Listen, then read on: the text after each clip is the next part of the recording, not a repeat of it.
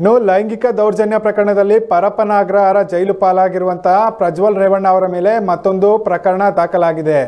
ಇದೇ ವೇಳೆ ಈ ಪ್ರಕರಣದ ವಿಚಾರಣೆಗಾಗಿ ಅವರನ್ನು 4 ದಿನ ಪೊಲೀಸ್ ಕಸ್ಟಡಿಗೆ ಕೊಡಲಾಗಿತ್ತು. ಈ ದೂರಿನಲ್ಲಿ ಮಾಜಿ ಶಾಸಕ ಪ್ರೀತಮ್ ಗೌಡ ಅವರನ್ನು ಹೆಸರಿಸಲಾಗಿದ್ದು, ಬಿಜೆಪಿ ನಾಯಕರ ಮೇಲೂ ಈಗ ವಿಚಾರಣೆಯ ತೂಗುಗತಿ ತೂಗಲಿದೆ. ಇಂದು ಬೆಳಿಗ್ಗೆ ಮತ್ತೆ ಪ್ರಜ್ವಲ್ ರೇವಣ್ಣನನ್ನು 4 ದಿನದ ಕಾಲ SIT ಅಧಿಕಾರಿಗಳ ಕಸ್ಟಡಿಗೆ ನೀಡಿ 42ನೇ ACMM ನ್ಯಾಯಾಲಯದ ನ್ಯಾಯಾಧೀಶರು ಆದೇಶವನ್ನು ನೀಡಿದರು.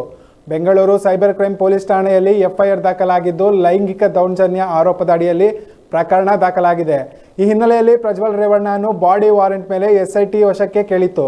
ವಿಡಿಯೋ ಕಾನ್ಫರೆನ್ಸ್ ಮೂಲಕ ಪ್ರಜ್ವಲ್ ರೇವಣ್ಣನನ್ನು ಹಾಜರುಪಡಿಸಲಾಗಿತ್ತು ಮತ್ತು ಪ್ರಜ್ವಲ್ ರೇವಣ್ಣ, ಕಿರಣ್, ಶರತ್, ಪ್ರೀತಮ್ ಗೌಡ ಮೇಲೆ FIR ಕೂಡ ದಾಖಲಾಗಿದೆ.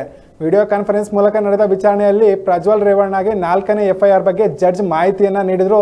ನಿಮ್ಮ ಮೇಲೆ ಮತ್ತೊಂದು FIR ಆಗಿದೆ, ನಿಮ್ಮ ವಕೀಲರು ಇಲ್ಲ ಇದ್ದಾರೆ ಎಂದು ಜಡ್ಜ್ ಹೇಳಿದಾಗ ಮತ್ತೊಂದು FIR ಬಗ್ಗೆ ಸುದ್ದಿ ತಿಳಿದು ಪ್ರಜ್ವಲ್ ರೇವಣ್ಣ ಅವರು ಆತಂಕಗೊಂಡರು.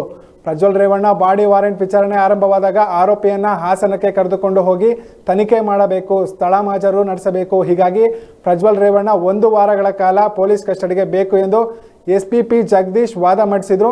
ಕೊನೆಗೆ ಪ್ರಜ್ವಲ್ರನ್ನು 4 ದಿನದ ಕಸ್ಟಡಿಗೆ ನೀಡಲಾಯಿತು. ಪ್ರಜ್ವಲ್ ವಿಡಿಯೋ ಹಂಚಿಕೆ ಆರೋಪ ವಿಚಾರದಲ್ಲಿ ತಮ್ಮ ವಿರುದ್ಧ FIR ದಾಖಲಾದ ವಿಚಾರ ತಮಗೆ ಗೊತ್ತಿಲ್ಲ ಎಂದು ಮಾಜಿ ಶಾಸಕ ಪ್ರೀತಮ್ ಗೌಡ ಹೇಳಿಕೆಯನ್ನು ನೀಡಿದ್ದಾರೆ.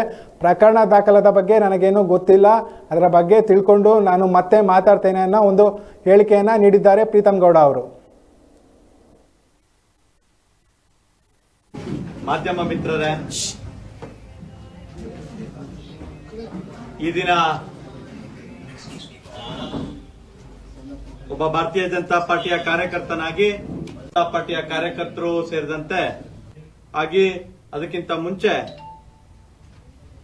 ಮತ್ತೊಮ್ಮೆ ಕರ್ನಾಟಕದಲ್ಲಿ 28 ಲೋಕಸಭಾ ಕ್ಷೇತ್ರ ಗೆಲ್ಲಬೇಕು, ದೇಶದಲ್ಲಿ 400ಕ್ಕೂ ಹೆಚ್ಚು ಸ್ಥಾನವನ್ನು NDA ಪಡಿಬೇಕು